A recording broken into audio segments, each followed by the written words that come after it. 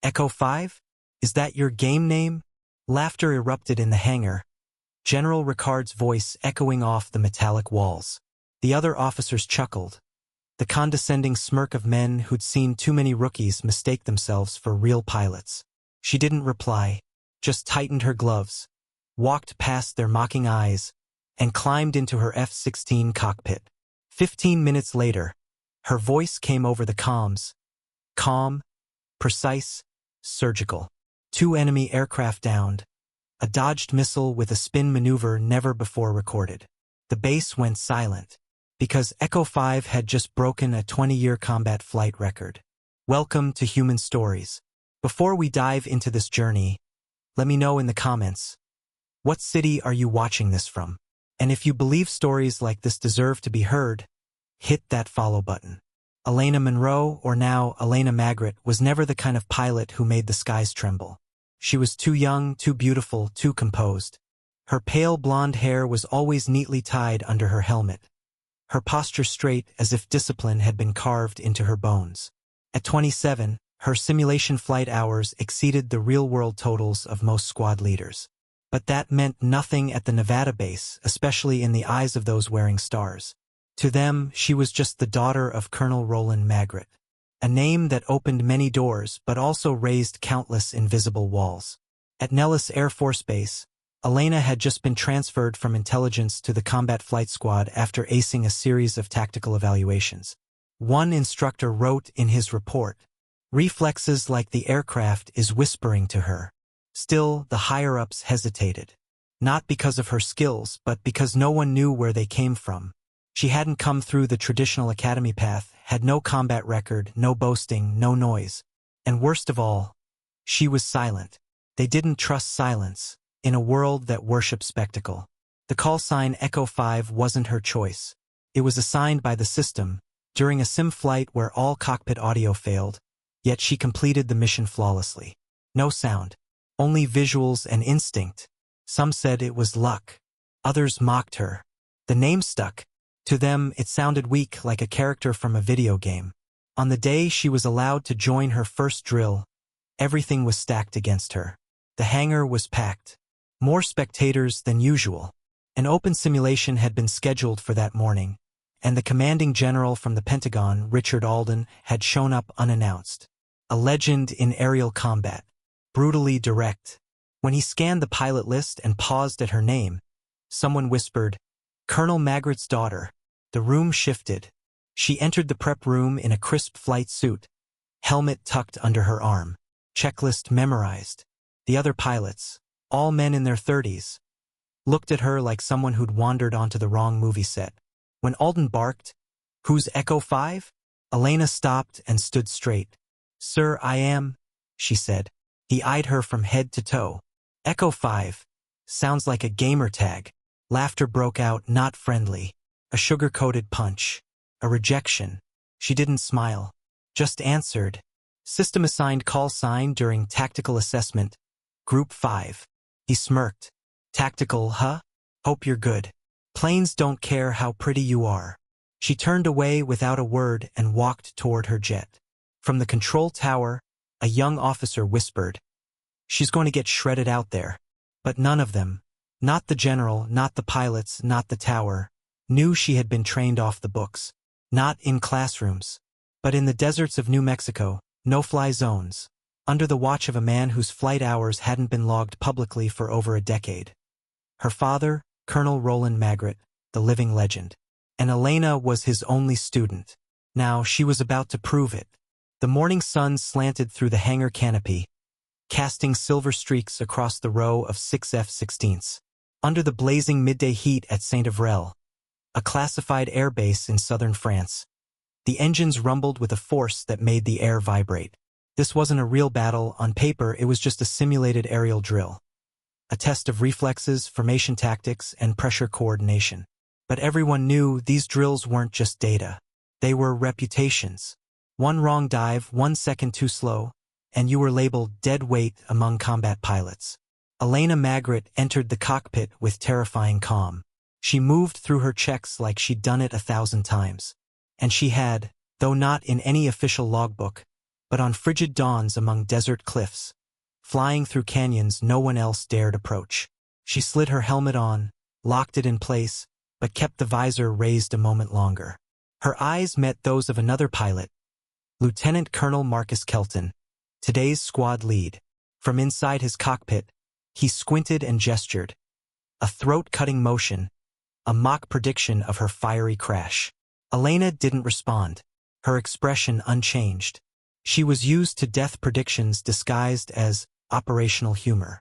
Eagle formation. Prepare for takeoff. The command crackled through comms. 6 jets rolled out, engines roaring over the searing tarmac. Echo 5, rear position. Maintain distance. Do not deviate from tactical formation. Elena simply replied, "Copy, Echo 5." Her voice didn't waver. The jets launched skyward like steel falcons, slicing through the sapphire sky. The first 10 minutes were textbook perfection. Tight turns, stable formations, precise radar sweeps. Then the real test came. Command introduced a wild card, an AI-controlled high-speed drone with radar jamming capability. It appeared suddenly at 10 o'clock high. Bogey inbound, high altitude, abnormal acceleration. A tense voice reported. The formation split, initiating combat simulation. But the drone didn't follow simulation protocols.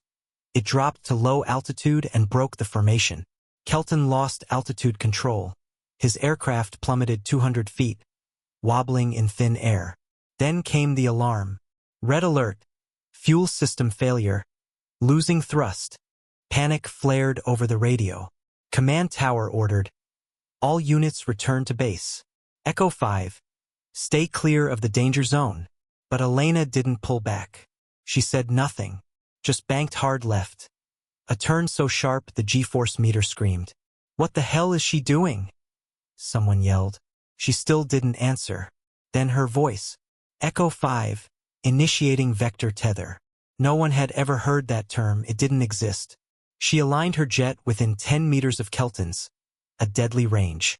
The risk was enormous. Turbulence from her wings could send both aircraft into a flat spin. But she didn't just close in. She adjusted her flight path to channel her jet's thrust under Kelton's plane, using her own slipstream to stabilize his descent. What she did wasn't in any manual. Time seemed to stop. In that moment, a refueling aircraft arrived, just in time to pump enough fuel for Kelton to limp back to base. The entire squad returned. Elena was the last to land. Inside the hangar, no one laughed. No one spoke. General Alden, the man who mocked her that morning, stood silent. The next day, a small notice quietly appeared on the base bulletin board. Echo 5 recorded command violation, but successfully rescued pilot Kelton, preserved aircraft, and prevented risk to civilian zones. Maneuver vector tether under review for special tactical evaluation. Beneath it, a handwritten note, and signed. True pilots don't follow the book. They rewrite it. That morning, Elena walked into the briefing room. The air was cold not from the AC, but from the pressure. On the big screen, the image was frozen on her jet, mid-dive, precise, nearly impossible, closing in on the failing F-16. All eyes turned to her. No one spoke. Colonel Braxton, the loudest voice against her, stood by the screen, arms crossed, jaw tight. Echo 5 violated 2 direct orders and 5 tactical regulations, he said. A few nods followed. He paused, then added, "But she saved a pilot, a fully armed aircraft, kept civilians safe, and executed a maneuver no one in this room had ever imagined." Then the door opened. Everyone turned. A man stepped in wearing an old flight jacket. No uniform, no insignia, but everyone knew who he was. General Nathan Rohr, the legend of the EU Air Forces, who hadn't attended a post-drill briefing in over a decade. He said nothing, just walked up to Elena, looked her in the eye, then placed his hand over his chest and bowed his head.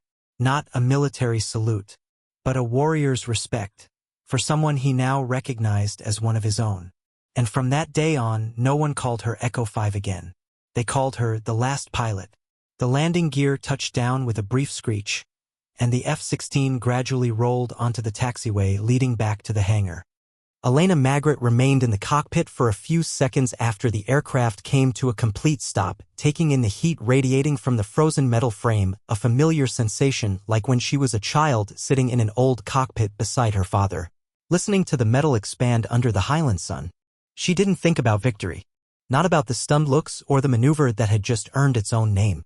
She thought only of the one thing she had ever truly cared about, surviving and bringing the team back in one piece.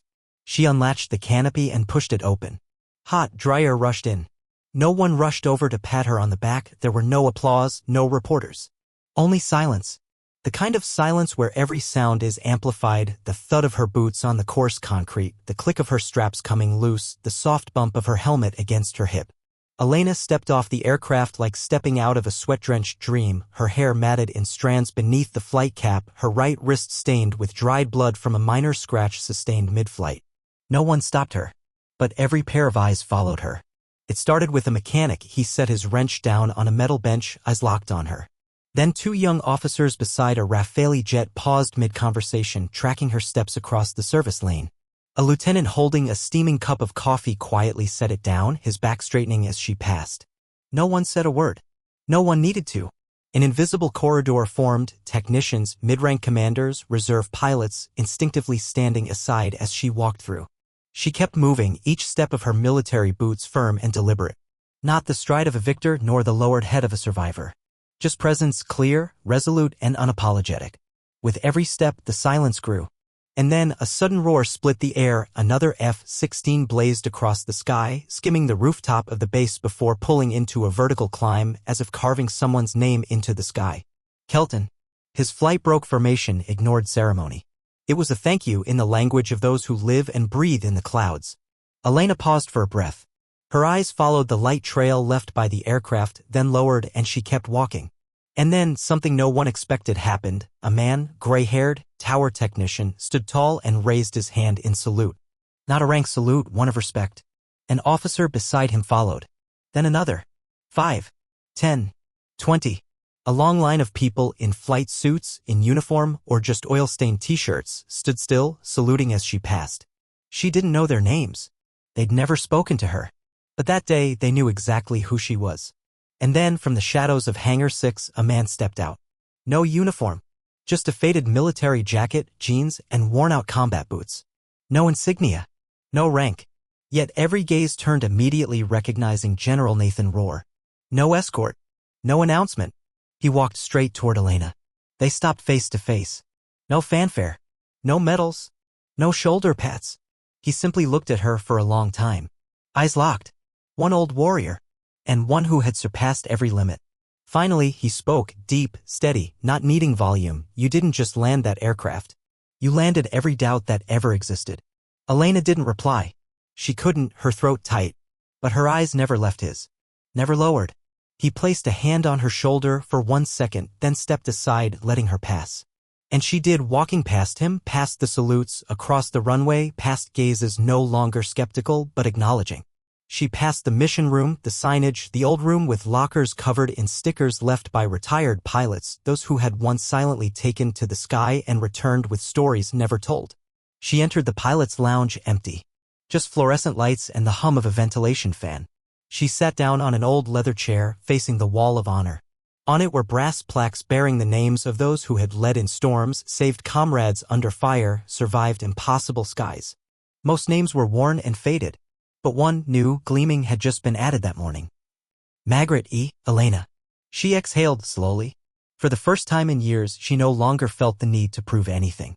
No longer needed to fly higher, faster, stronger than anyone else. The mission was over.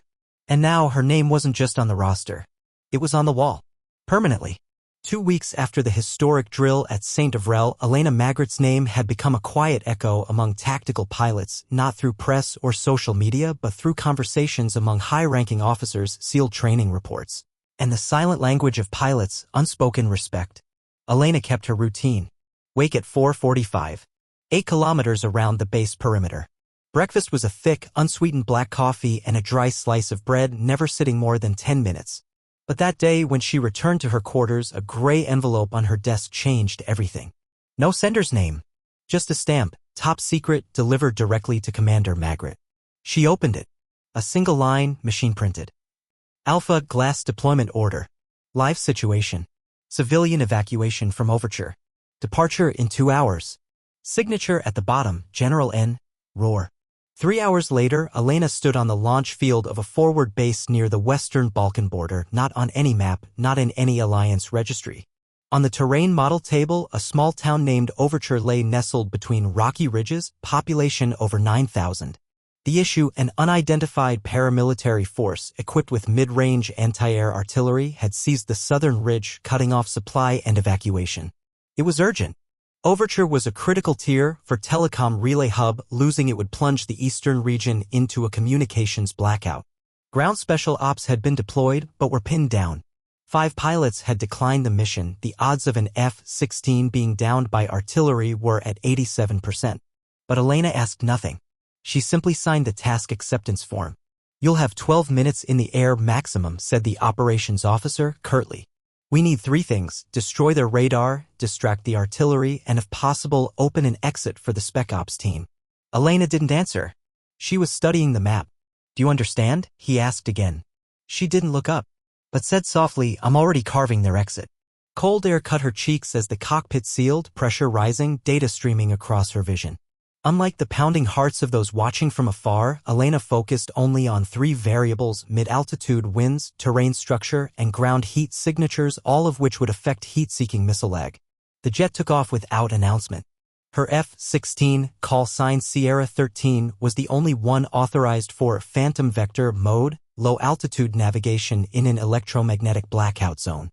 Meaning, if she got shot down, no one would find the wreckage. 7:12 local time. Elena approached Overture from the north, hugging the rocky slopes. Enemy radar was frequency hopping, but she had programmed false return signals into her flight system. She had to stay 70 meters above ground, low enough to evade targeting lock, but close enough that a single gust of wind could slam her into the cliffs. On screen, the first target appeared, a mobile radar station atop Severin Peak. Distance, 1.4 kilometers. Wind angle, northwest, 9 degrees. Target locked. Guided bomb release. She didn't speak aloud. Just pressed the button. A soft thump in the cockpit, the bomb released, gliding weightlessly before striking the radar post. A black flare bloomed like a burning flower in the snow. Before she could turn, enemy artillery fired back. 4 anti-air missiles screamed toward her, 2 from the western flank, 2 from the central ridge. Elena's tone didn't change. Activating vector tether, reverse trajectory sync. This was her tactic, not to save others this time, but herself. She twisted into a spiral vector, using the missile thrust to pull their course off target. One exploded near her left wing, scorching the paint and leaving a deep black gash. Warning alarms blared. A thermal sensor was hit, but she didn't climb. She dove. At 45 meters, she plunged into a canyon, a maneuver labeled suicidal in simulations. But down there, no one expected her. And in the brief moment when the enemy lost lock, she pitched up, released a pair of cluster munitions, and destroyed the 2nd Artillery team on the ridge.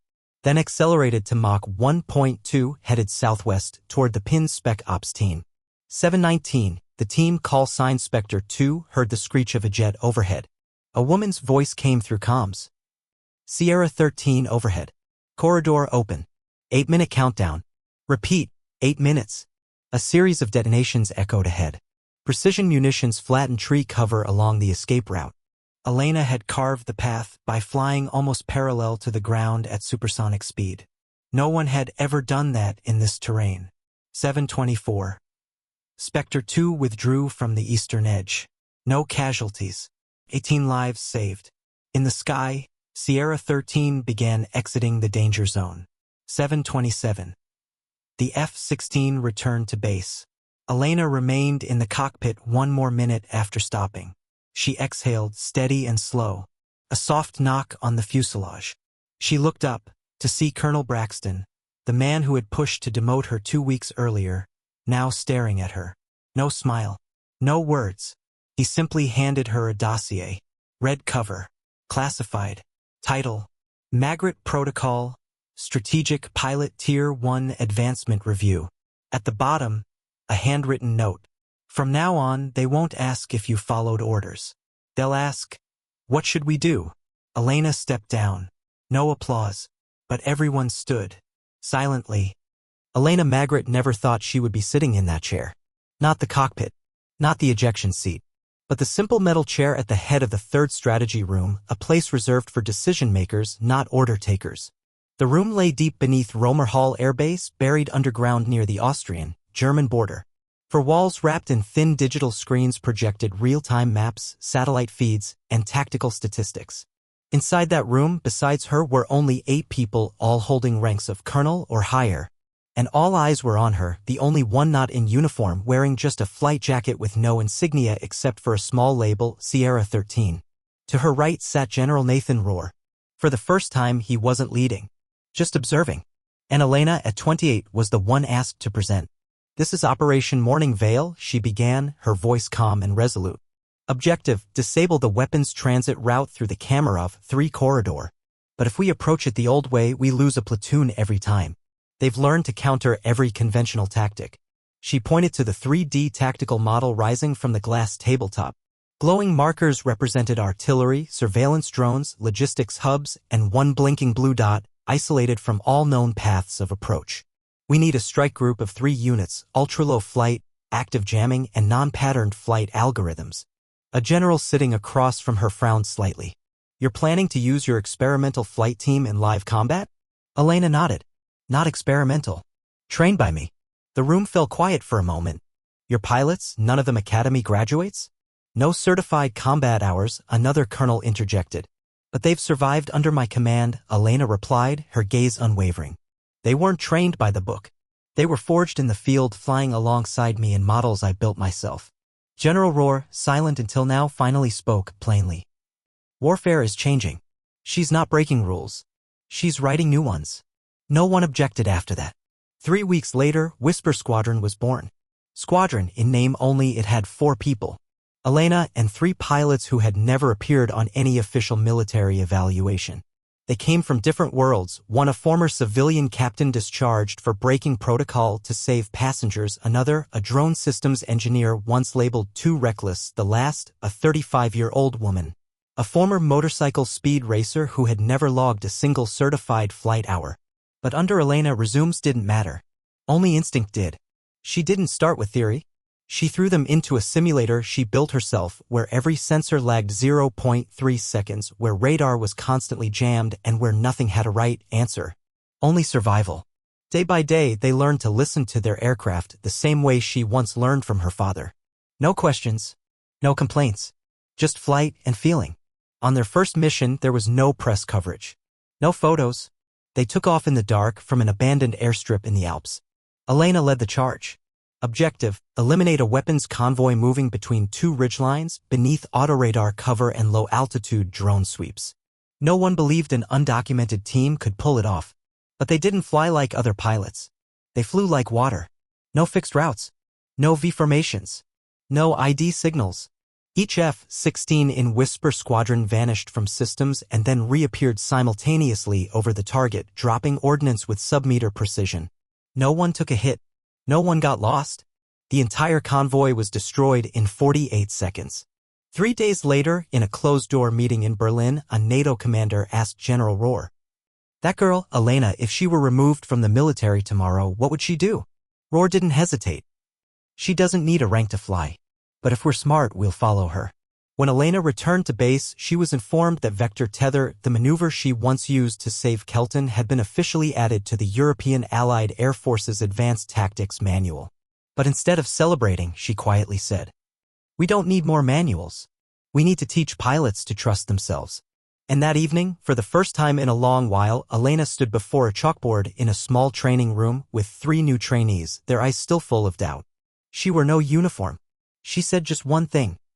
"I don't care how skilled you are. I only want to know, are you willing to fly when the radar's dead and no one believes you'll make it back?" No one answered, but all 3 stayed. And that was when Elena understood. Leadership isn't about giving orders. It's about going first and letting others dare to follow. It was still dark when Elena Magritte sat alone in Training Room 2, buried deep beneath Romer Hall Base. The wall clock had just turned 4 o'clock. A faint glow from a dim floor light stretched across her face, casting a pale shimmer in her eyes. In front of her, on the icy metal table, sat a thick dossier, silver-gray cover, sealed with military-grade red wax. No sender's name. No clear title. Only one line in bold type. Restricted, eyes only. And just beneath it, the recipient's name, Margaret E. Elena had been staring at the dossier for nearly half an hour without opening it. Her hand rested on the edge of the cover as if still hesitating between reopening a sealed door from the past or keeping it shut, just as every soldier had been trained to do. But the slanted name at the lower corner of the first page inside struck her like a silent blow to the heart. Roland Margaret, her father. To the military world, Roland was a quiet shadow that had vanished more than a decade ago. To her, he was the one who taught her every sharp turn, how to read the wind through a canyon, how to feel the airframe vibrate under sudden pressure changes. But no one else knew that her father had never truly retired. He had simply vanished off the radar, both literally and figuratively. And now his name had reappeared in a classified file personally delivered by General Rohr along with a single instruction. Read alone. And only once. Elena opened the cover. The first page was a handwritten letter. Black ink, old military stationery. Slanted, precise strokes as though each letter had been forged under the discipline of flight. If you're reading this, then I'm no longer the silent shadow behind your cockpit. You've reached the point that every good pilot must face, the moment you understand that we fly not because someone orders us to, but because we choose. It's time you knew why I was cast out. And why I kept teaching you, though I wasn't allowed to. Elena turned to the pages beneath. The bold heading read, Athena Drop Mission Classified / Unacknowledged. The file detailed a NATO black operation that took place 10 years earlier near the airspace between Iran and Afghanistan.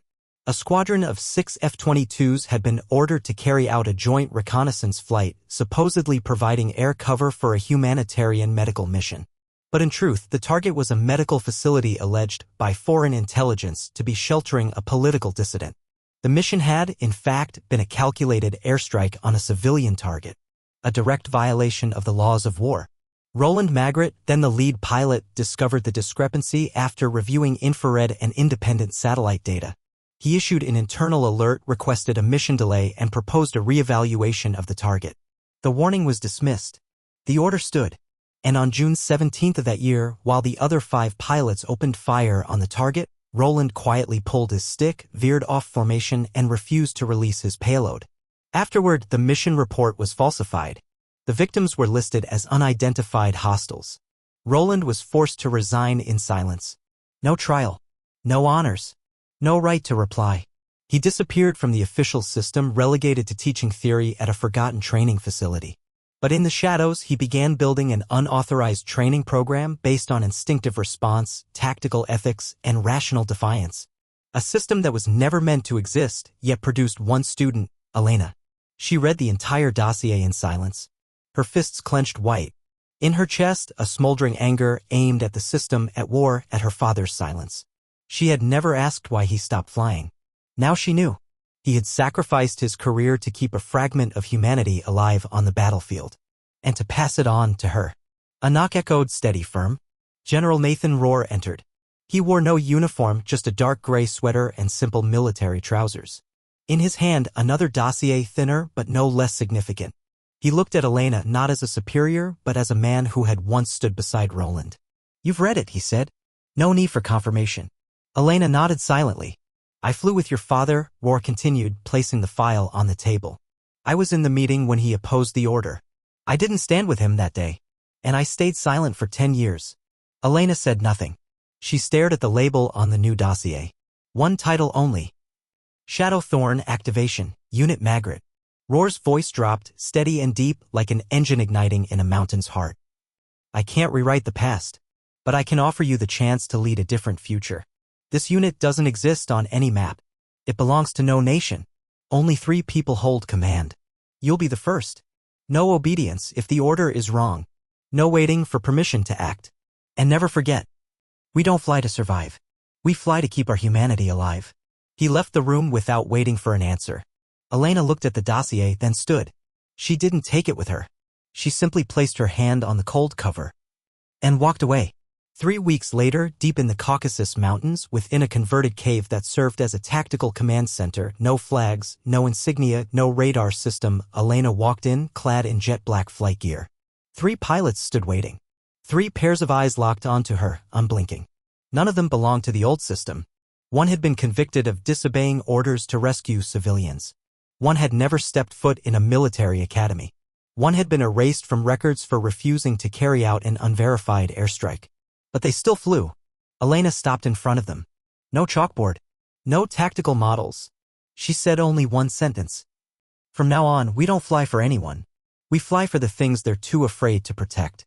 One of them asked, then who are we? Elena looked up. Cold wind rushed through the rock fissures, carrying dust and the rising growl of jet engines. She answered without hesitation. We are Athena, the final squadron. And they fell silent, not out of fear, but because they understood. They had just stepped into a war without flags, without anthems. But perhaps for the first time into a war truly worth flying into. The wind in the Caucasus cut like blades, howling along the sheer cliffs, lashing the improvised airstrip where Athena Squadron was preparing for its first mission. There were no loudspeakers, no fanfare, only the cold sound of metal, the hiss of compressed valves, and the soft clicks of engineers performing final diagnostics on the navigation software. Elena Magritte stood before her dark gray F-16, specially outfitted, no insignia, no tail number. On the left wing, in place of a national emblem, there was only a single symbol, the etched helmet of the goddess Athena engraved into the paint. She didn't look at the tactical display inside the control tent. She didn't need to. Flight path, coordinates, time marks, wind vectors, diffraction models, she had memorized everything 3 days prior. The mission itself was simple. For vehicles carrying VX nerve agent had been identified moving through a valley near the Armenian border, classified as a non-permissible target. What was unusual, however, was that the sole intelligence source came from a civilian reconnaissance post, unverified by any official military body. Originally, the mission had been scheduled for delay, but the AI battlefield analysis system, Orpheus, had just released a probability assessment. 87% chance that VX would be deployed within 72 hours unless action was taken. In the global command network, such a figure was enough to authorize autonomous engagement. But Elena never trusted algorithms completely, especially not when the target was close to an unconfirmed civilian settlement that had not been evacuated. She activated her comms. Final confirmation: if the facility is civilian, do not fire. I'll go in first. The rest of you stay on the perimeter. No one dies today unless absolutely necessary. The first voice to respond was Leon, a former commercial airline captain discharged for making an unauthorized emergency landing to save passengers. Copy, Commander. Eyes on you. Next came Asha, who had never been through formal flight school but hadn't missed a single beat in any of the 5 previous simulations. Hot zone data locked. 3 minutes max to make the call. Finally, Rafi, the tactical drone engineer once expelled for modifying targeting algorithms to prevent misfires on hospitals. If a civilian radar signature appears, I'll block the fire command from control. Elena said nothing more. She pulled down the visor, gripped the control stick. 3 other F-16s rolled out of the concrete hangar in unison with her. Within 7 minutes, they had vanished from satellite tracking into the dark zone where Athena truly operated. Inside the cockpit, the pressure gauge shifted rapidly as they dropped to low altitude.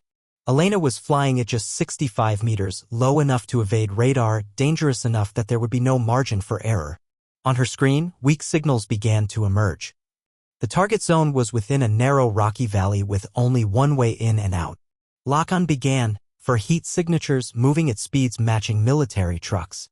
Blurry infrared images showed blocky shapes traveling in formation, escorted by 2 armored vehicles. Rafi spoke. Signature confirmed. Matches VX transport protocol. Third vehicle is the containment unit. Asha cut in. Secondary signals from the periphery suggest civilian activity within 300 meters of the convoy. Possibly a temporary settlement. Not in the original data. Elena immediately cut the navigation system. She veered off course, banking hard alongside the mountain ridge. She had to see it for herself. For 43 seconds, no one spoke. Then she saw it. A small village. Not large, but inhabited. Children playing near a well. An elderly woman seated under a porch awning. Less than 200 meters from the convoy. Even a precision strike here would generate a shockwave likely to kill dozens. Orpheus still blinked. Valid target, 87.9%. Elena drew a deep breath. Every instinct, every hour of training, everything her father had ever taught her screamed in her mind. They might be right, but what if they're wrong? She switched to the encrypted internal channel. Athena lead. Abort fire. I'm going in. Hover mode. Leon's voice came through, stunned. Hover? You're going to let them see you? Exactly. There's no escape if they have shoulder-launched missiles. I know. No one said another word. Elena pulled the jet into a sharp climb, looped forward, dropped altitude again, leveling off at just 40 meters above the convoy. Speed reduced nearly to stall threshold. She hovered visible in the sky. Signal lights on. A move no one had trained her for. No one had advised. But it was the only way to say, I see you. And I understand. For 22 seconds, no reaction. Then the third vehicle slowed to a stop. A man stepped out. No weapons. He raised both hands. On his chest, not a uniform, but the insignia of a global chemical safety organization. Global Chemical Hazmat. A civilian unit transporting toxins for destruction under UN order. No weapons. No hostile intent. Just a convoy misunderstood. Asha whispered. If we had fired, we'd have killed innocent people and triggered a war that never needed to start. Elena switched to the secure command channel, contacting Orpheus Tactical Analysis. Magritte, request immediate lockdown of data stream relating to target KQ-17. Archive imagery. Flag as misidentified lawful entity. Response returned. Orpheus suspended, classification corrected, command, Magritte confirmed. Elena turned her aircraft skyward and climbed. The rest of the squadron followed. Not a single shot fired. Not a single false order carried out. And dozens of lives that might have perished under VX clouds remained alive. 3 hours later, they returned to base. In the temporary command room, Elena stood alone, still wearing her flight gear. General Rohr entered without a smile, without a word. He set an envelope on the table. Handwritten on the front, only 2 words. Your father would be proud. Elena didn't open it. She didn't need to. She simply said, in a quiet voice, we don't have the right to make mistakes. But we have the duty to stop when we see something wrong. Even when every system says, push forward. Rohr nodded just once. You just rewrote the rules. Not in theory. In restraint. For the first time in Orpheus's operational history, a strike was aborted. Not because of a system error, but because a human intervened. Elena Magritte, Athena lead, had proven that justice doesn't always come from speed. Sometimes it comes from knowing when to stop. Athena Squadron wasn't just a covert flight team. They were the final line between human instinct and the machine. 1 week after the VX Phantom campaign, what Athena Squadron had prevented never made it to any news broadcast. No official report was released. No commendations were given. But Elena Magritte knew one thing for certain. Someone was watching, and this time, they weren't staying behind the scenes. The Orpheus system, the global AI battlefield analysis network, had been suspended for 3 cycles after Elena's manual intervention. It was the first time since its deployment that a human commander had overridden an automated action order, and she was right to do so. An act of non-compliance had become a lifeline, but it was also a direct blow to the confidence that high-ranking officials had placed in the algorithm. 3 days later, an encrypted message arrived at Athena's base in Kavkaz. A summons. Not just for Elena, but for the entire squadron.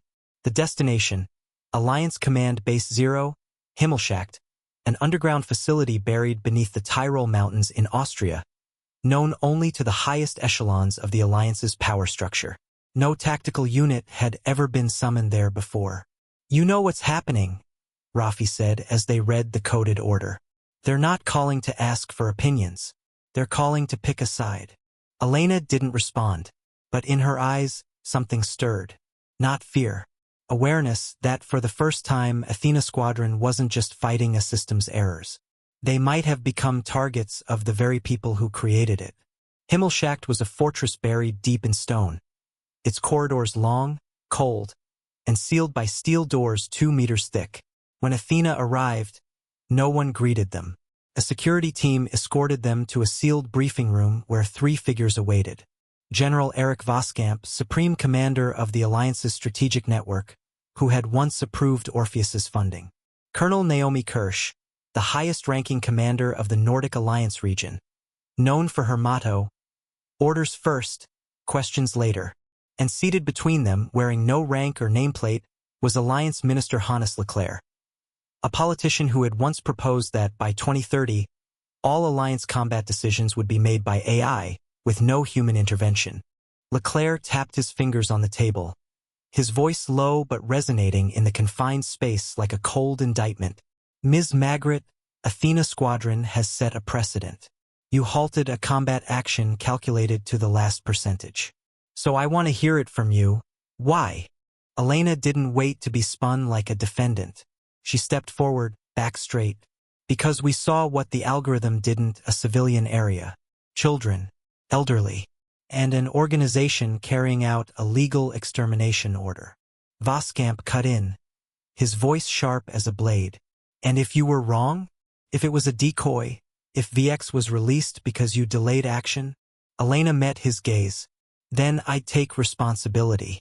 But at least I'd know who I was shooting at when I pulled the trigger. Machines don't. Kirsch tapped the table lightly.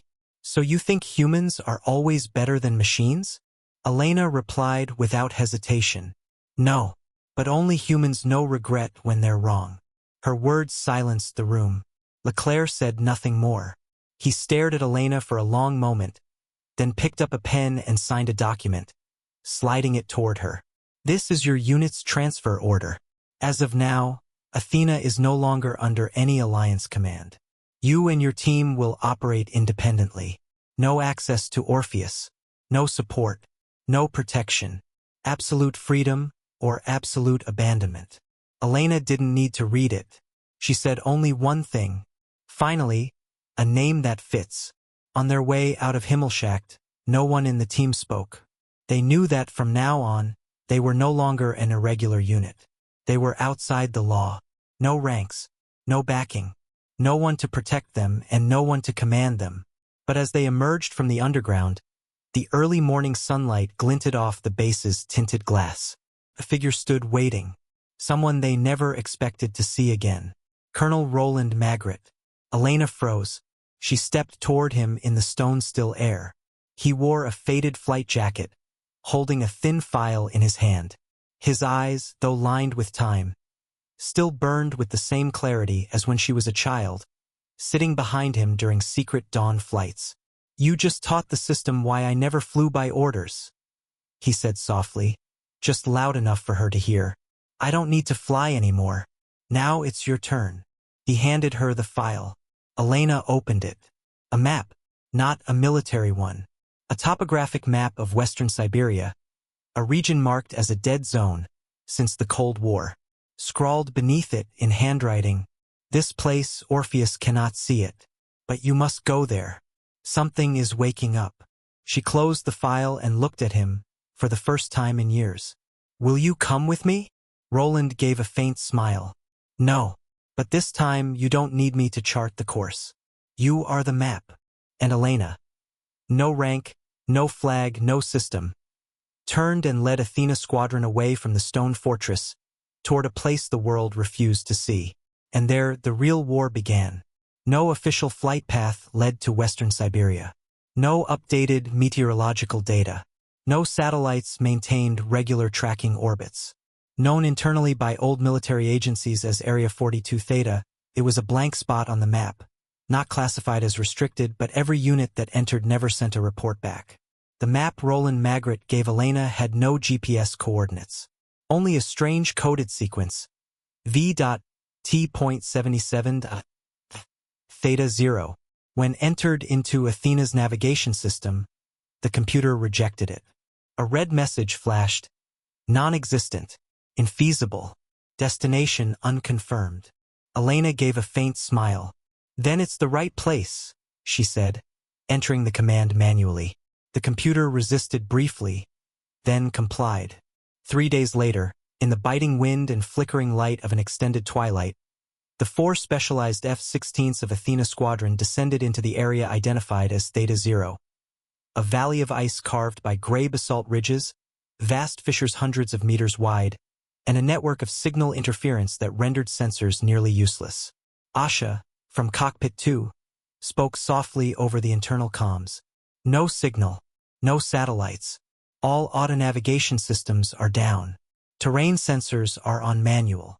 Rafi whispered, the outside world calls this a dead zone, but inside, something's broadcasting. I'm picking up a shortwave signal below 12 Hz. Ultra low. like a Soviet-era distress signal. But it's not Russian.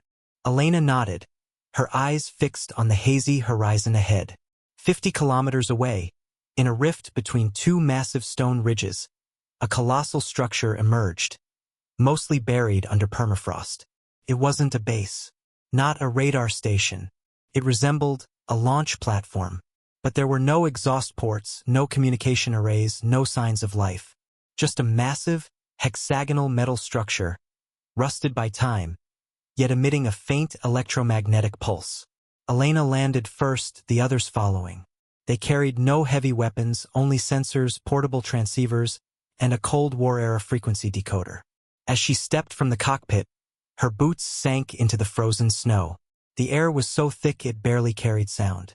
No birds, no wind, no echoes, only the crunch of their footsteps against the icy rock. Elena approached the structure, removed her glove, and touched the metal surface. Cold as ice, yet alive. "Is this what your father found?" Leon whispered, eyes fixed on the structure. "He never said," Elena replied. "Only that this is where Orpheus doesn't dare go." Rafi plugged in the signal reader, listening. His eyes flickered. "It's repeating," he said, then activated the amplifier. From the small speaker, a sequence of sounds emerged, not human. Distorted, uneven tones, like warped music, broken yet rhythmic. Not random, almost a language. Elena whispered, "It's not a warning. It's an invitation." Asha looked up, her voice barely audible. "What the hell is calling us?" That night, in a semi-permanent tent pitched beside the structure, Athena's team took turns recording and decoding the signal. Roland had left a cipher. "Listen with your ears, not with machines." Elena put on headphones, sitting alone. As her team analyzed the signal, she began to hear breathing. Then a voice, unclear, but no longer random. It whispered her name, Elena. Her heart tightened. "Rafi, disable the noise filter. I want the raw signal." Rafi turned, about to question her, then saw her eyes wide, unblinking, hands trembling slightly. He complied. The raw signal poured in like an electromagnetic storm. But beneath it, in the lowest frequency, was a recording. Old, faint, unmistakable. Roland Magritte's voice. "If anyone finds this, it means I came back and couldn't leave." Elena froze. Everything she knew, everything her father had said, everything he'd hidden. It crashed over her. "He was here," she whispered, "and he left his voice to guide me." Leon stared, stunned. He knew he'd be trapped. Not trapped. He stayed to guard something. Asha whispered, holding a scan of the structure. "Elena, this isn't a storage facility. It's a deep vault. There's an elevator going down, but it's not connected to any external system." Elena stood, pulled on her gloves, and faced the half-frozen entrance. She unclipped her flashlight. Rafi asked, "What are you doing?" She answered calmly, as always, "I'm going to find my father."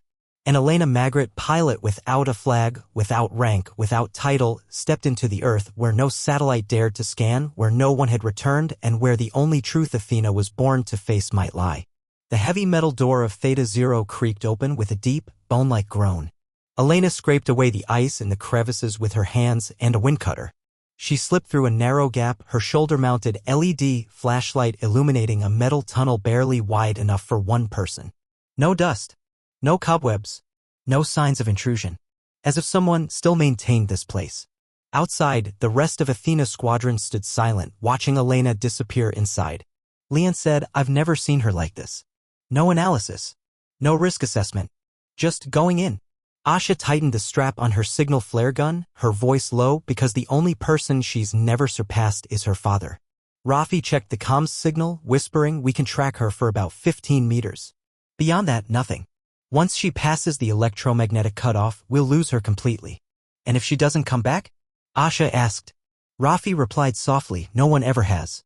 Beneath Theta Zero, Elena moved slowly through a dimly lit metal corridor. The walls were lined with faded panels, Cyrillic text peeling, marked with biological, military, and religious symbols. On a rusted steel door, a strange emblem was carved, a broken hourglass with faint Russian text below. "We don't open. We hold back." She stopped. At her feet lay a skeleton still in an old Soviet pilot's uniform. A brass nameplate, Lieutenant V. Rostov. Beside it, a holstered pistol, never drawn. Elena whispered, "You didn't die fighting. You died guarding." The speakers emitted a repeating low hum like a signal summoning something. Suddenly, her flashlight flickered. The sensor screen vibrated with strange characters. And then Roland Magritte's voice rang out again, not through a receiver, but from hidden speakers in the walls. "If you're here, it means I failed." Elena froze. "When I first came here, I thought I could just document and leave. But this place isn't just a technical station. It's the hub holding a yet unidentified object stable. In 1986, the Soviets unearthed a crystalline biological entity from the ancient Ice Age. Unknown origin. Indestructible. But capable of influencing human brainwaves. The corridor lights flickered on for a stretch. Elena followed, her hand brushing the faintly pulsing wall. It's not life. Not entirely technology either. But it calls. And the closer you get, the less you know which thoughts are yours and which it plants. At the corridor's end, she faced a spherical chamber. The door opened. Inside, in a room cold as a crypt, was a chair. On the chair, Roland Magritte. But he hadn't aged.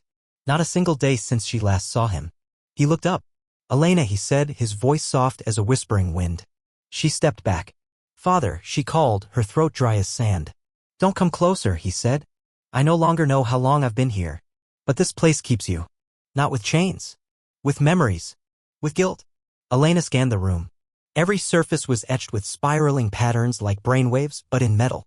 At the center, a black crystalline mass, faintly vibrating, emitting a dim, almost breathing light. She whispered, "It controls minds?" "No," Roland replied. "It rewrites memories. It shows you what you want to see. And then keeps you, forever, as part of it. As it did with me." Elena stepped closer, pulling out a quantum pulse device. "We destroy it." "You can't," Roland shook his head. "If you try, it will react. But if you escape with the data, if you carry my true memories out, the world will know Orpheus isn't the greatest threat. The real danger is when humanity believes it knows everything and stops." Elena stood still. "You can't save me," he said, his eyes softening. "But you can leave with the truth." She looked at him one last time. A frozen moment. A living memory, no longer man, no longer machine. Just a regret held too long beneath the earth.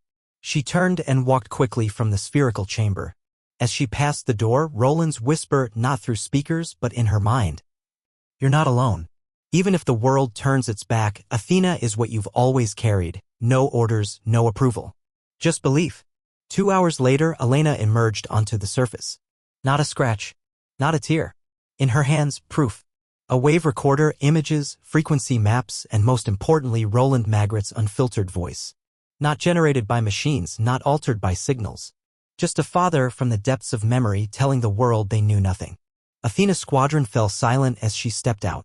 Rafi asked only one question, "Anything worth fearing?" Elena replied, "No." Then looked up as steady. "Only things we haven't dared to remember." The early winter winds of Siberia whipped at Athena's squadron's makeshift tent like a final warning.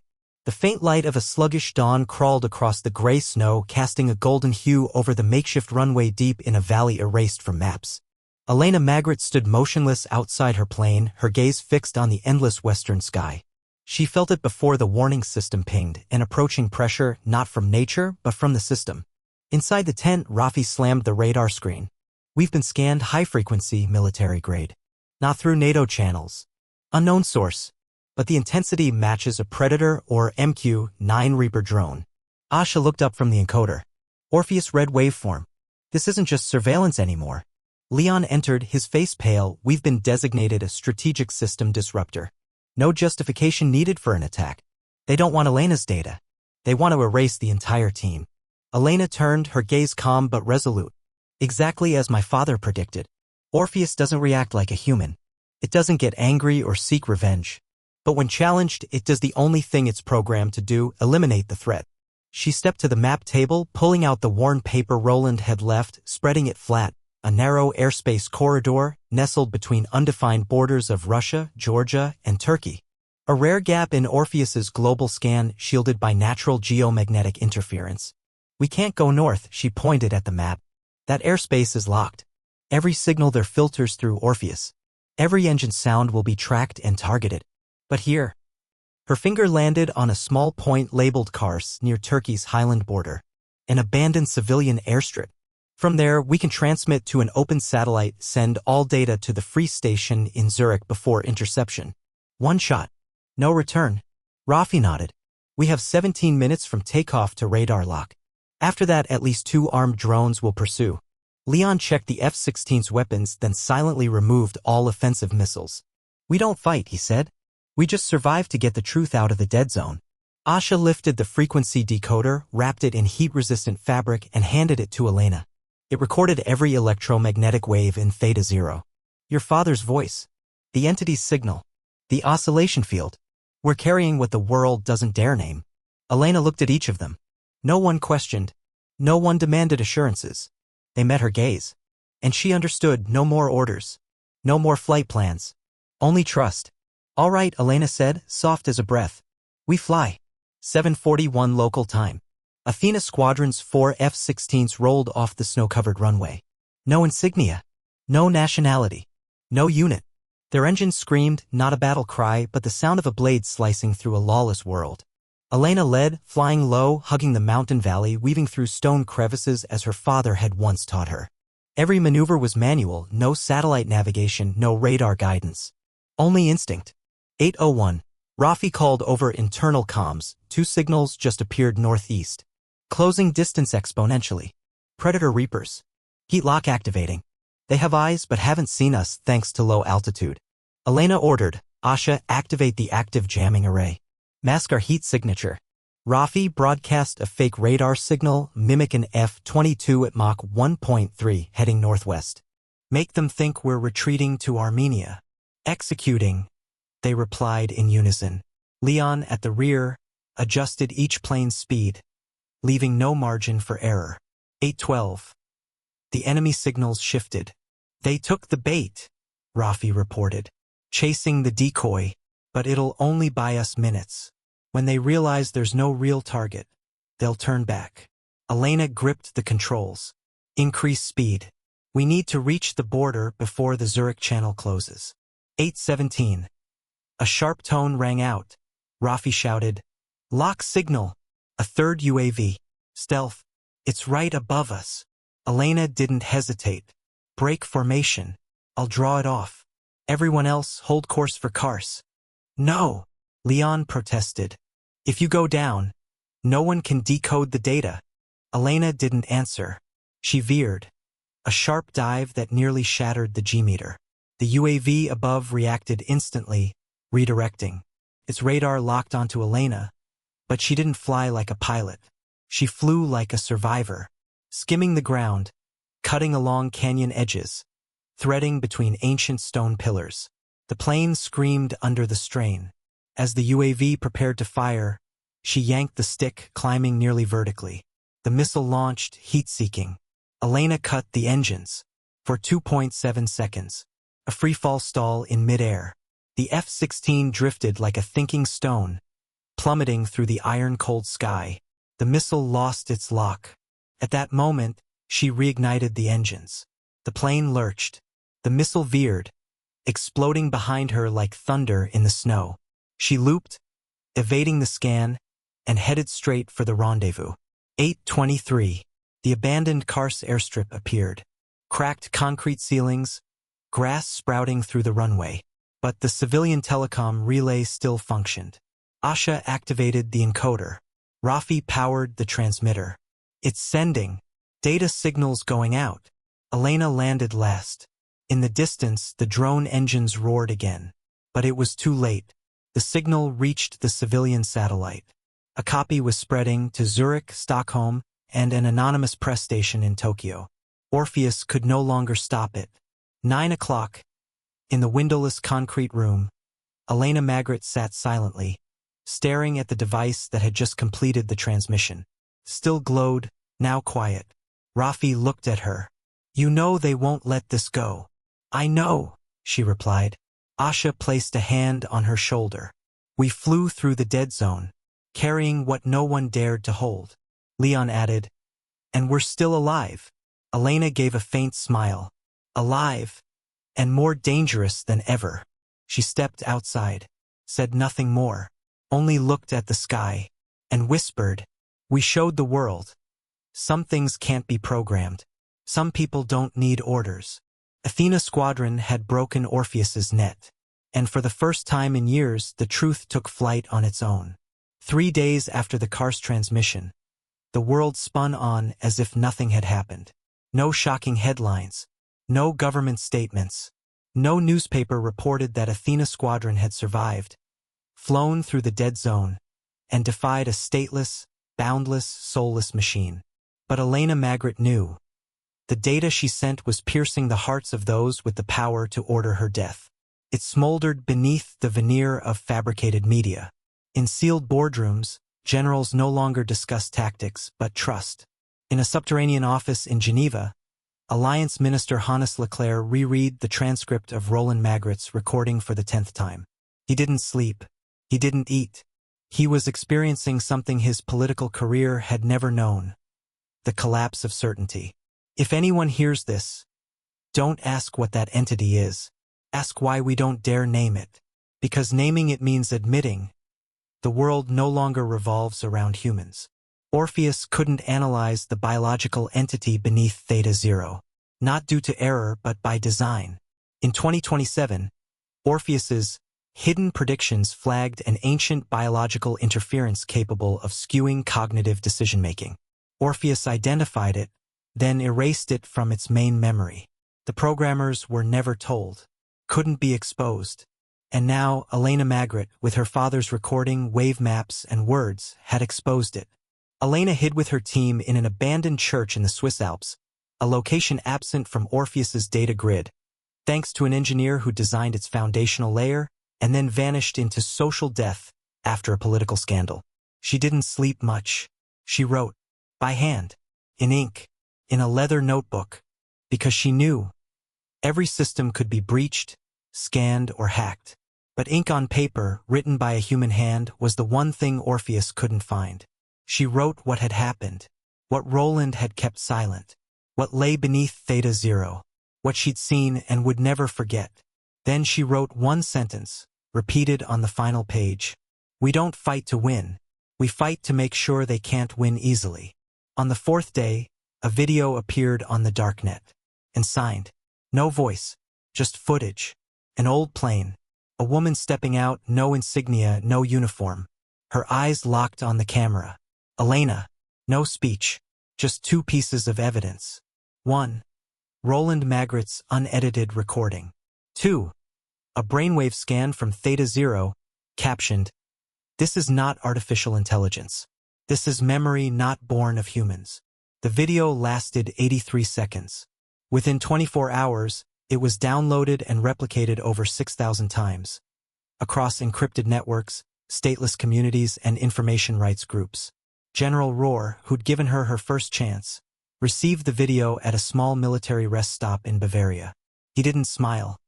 He stood, removed his rank insignia, pocketed it, and walked away, because he knew the next war wouldn't be in the skies. It would be in the mind. In Brussels, Alliance Command called an emergency closed-door meeting. One question echoed. Who controls the truth when those wielding weapons start telling stories?